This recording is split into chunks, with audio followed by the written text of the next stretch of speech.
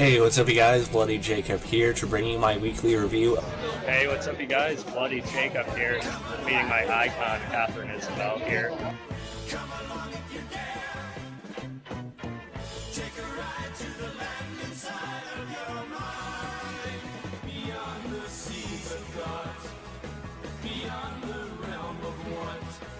Across the streams of hopes and dreams where things are really not. Come along if you can. Come along if you dare. Have a good one. Cheers, guys. Side of your mind, but please realize you'll probably be surprised.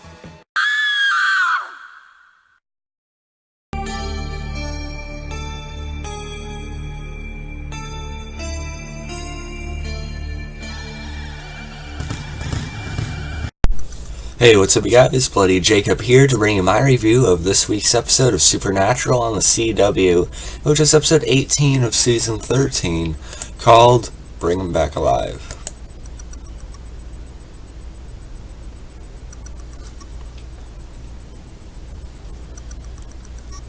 So yeah, I apologize about missing last week's episode, or at least not doing a video on it. But it was the night before we were going to leave for the convention I went to last week. And we had to leave early in the morning to catch a train and stuff like that. So, and my girlfriend's not caught up. She's in season 6. This is season 13. So I had to wait to watch that one. And thus, by the time I was able to get back and do that, it was already kind of getting close to when this episode aired. So last week's episode was pretty good too, but I really enjoyed this one.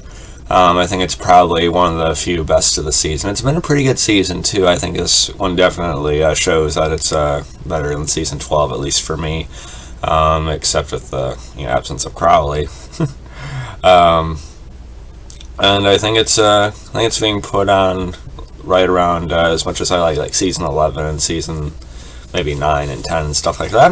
Well, maybe I shouldn't go that far, but it is better than season 12 and. Yeah, so, we can talk about that at the end of the season, though. So Bring 'Em Back Alive, I liked a lot, mostly because of Dean and Ketch's, journey into the other reality. Honestly, I think the episode would have been even better if it was just about them. It's great seeing Gabriel again and everything. I got why that was important. But I'd like just a really focused episode of them trying to get through this alternate reality. I think it would have been really cool, just the kind of world that Earth is now. I think it deserves even more exploration, and I think we'll get that. You've seen glimpses of it here and there, and little time spent, but I really did like Dean and Ketch's dynamic here.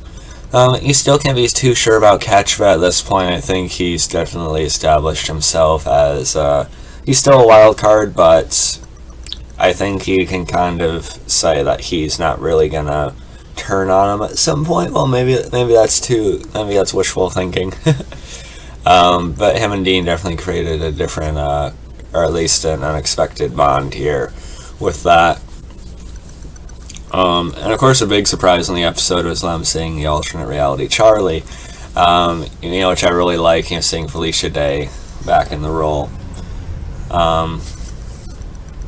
Well, not in the role, it's not their Charlie, which again, it's still cool to see, her and, like alternate universe Bobby earlier, who I'm sure we'll see again, hopefully soon.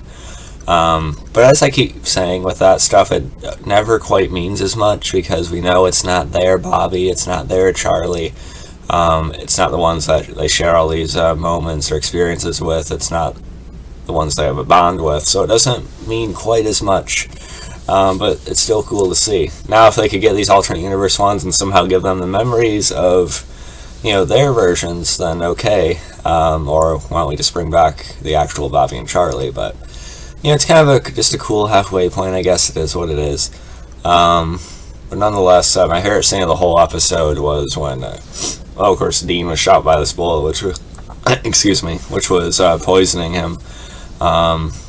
Ketch was able to heal him from that, and then Dean went on to tell Ketch about what their Charlie meant to him, I thought it was actually a pretty touching scene. And I know Charlie's a character a lot of people have wanted back, so I'm sure this meant a lot to people, just to hear Dean talk about her like that again. And who knows, we'll see what they do with these alternate versions of the characters. But I just like the danger and just sort of them being out there and that kind of reality I thought was pretty cool. And then Gabriel, I know a lot of people are excited about, but they kind of just took him off the show again. I mean, I'm sure we'll see him in a couple or a few episodes or something. But it's just funny they introduce him back, but now they pretty much give him away to not show up for a little bit again. So, it's a little annoying, but nonetheless, it's good to see him back on the show. Apparently, he wasn't killed in season 5, apparently Lucifer actually did kill his, duplicate or whatever it was. But he just made it look like he had gotten the real thing, which is, pretty easy just to say.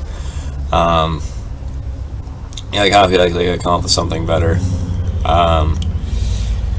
But besides that, it did make sense that if Gabriel did survive, he just kind of went to Monte Carlo, or whatever it is, I forget. And just hung out with porn stars until he was captured. I was completely fine with seeing Asmodeus die in this episode. I thought he was kind of a mad villain.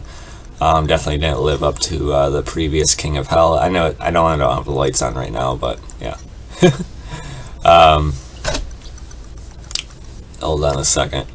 I just want to bring something up real quick. Alright. Because, I did meet Mark Shepard this past weekend in Chicago at C2E2, which was really cool. Super nice guy, by the way. But he's also very sarcastic, a lot like Crowley. I said how he's one of my favorite characters on the show. He was really compelling through the seasons and such, and he just said, no, I'm not. I know he kind of wants to distance himself from the show a little bit, but anyway, I'm still, watch my full video on the conventions if you want to hear more about it, but I'm completely fine with Asmodeus being killed off. I thought they were going to kind of save it to the end of the season, but, I just didn't really buy into him. He was a little bit kind of campy and not really interesting, just sort of like a Colonel Sanders demon. I didn't really care for him as a threat. So I'm fine with him being killed off a little bit earlier than I thought. I'm glad they didn't stretch out the threat of him very much. And you also have Lucifer in this episode. He says he wants to do this. He wants to find Jack, and he wants to take over what God couldn't and stuff like that, or take over what God did wrong. But it's masked by a lot of turmoil or like kind of fear in his own head, as Sister Joe tells him. He's afraid that Jack will basically see him as this monster and everything like that. So that part is alright as well. But yeah, so overall this is a pretty good episode. I'm giving it between a 9.2 out of 10, I guess. I know it feels like I've complained a lot in this review, but I did really like it, especially the Dean and Catch stuff in the alternate reality. It was also a pretty cool moment when Gabriel got his power back and killed Asmodeus.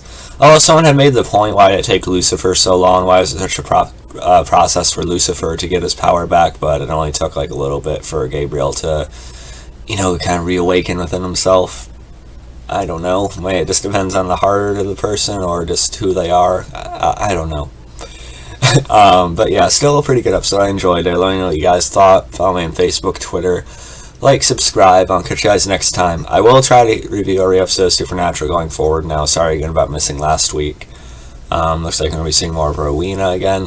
I'd kind of like them to keep the focus on what they just did in this episode, but looks like you're kind of buying more time till the finale, so we'll see how it goes. But yeah, catch you guys next time. Peace.